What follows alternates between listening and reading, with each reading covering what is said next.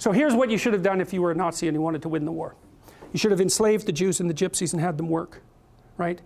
You should have had them work for the benefit of the victory, and then if you wanted to, you liquidate them afterwards. That's the logical thing to do if you want to win.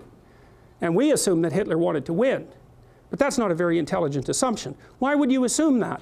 He wasn't exactly a good guy. So why should we assume that he was aiming at the good that he was promoting, even in his own terms, right? The glorious, everlasting Third Reich, right? That'll rule for 1,000 years and be a bastion of civilization and music, because that's the sort of thing he purported to be interested in.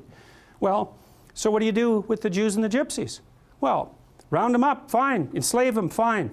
You don't kill them. You certainly don't devote a substantial proportion of your war resources while you're losing to accelerate the rate at which the extermination is taking place. Because that's a bit counterproductive, unless what you're aiming at is the maximum possible mayhem in the shortest period of time.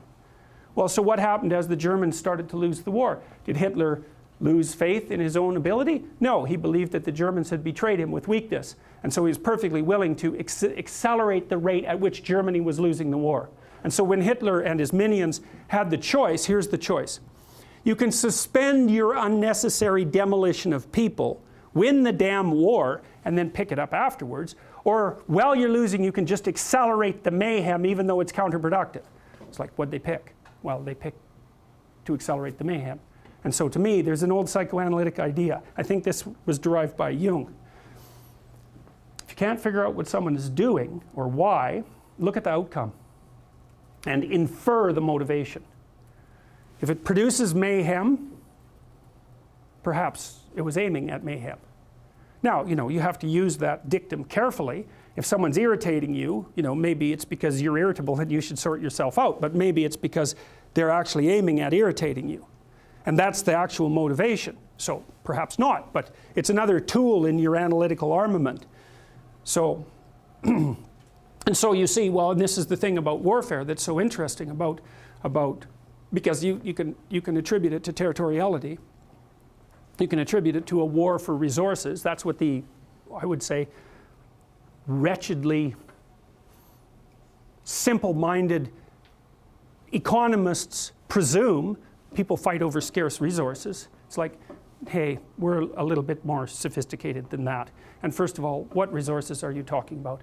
The bloody Inuit had nothing. They lived perfectly well. What did they have? Snow and seal blubber.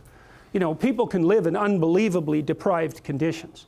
And so the idea that there are natural resources that we fight over because there's a shortage of them is a pretty oversimplified view of human beings. It's like, well, why do people fight? Well, maybe they fight sometimes for good reasons.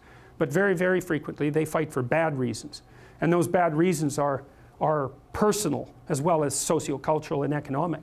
If you were a Nazi prison guard, for example, whatever pathologies you were carrying around in your destructive little soul, whatever element of Cain was deeply embedded in you, had the opportunity to be manifest fully at every moment of your waking existence, right? You had these people who were completely beholden to you with no rights whatsoever, to whom you could do whatever your evil little heart determined. You think, well, maybe that was a motivation for putting them there to begin with.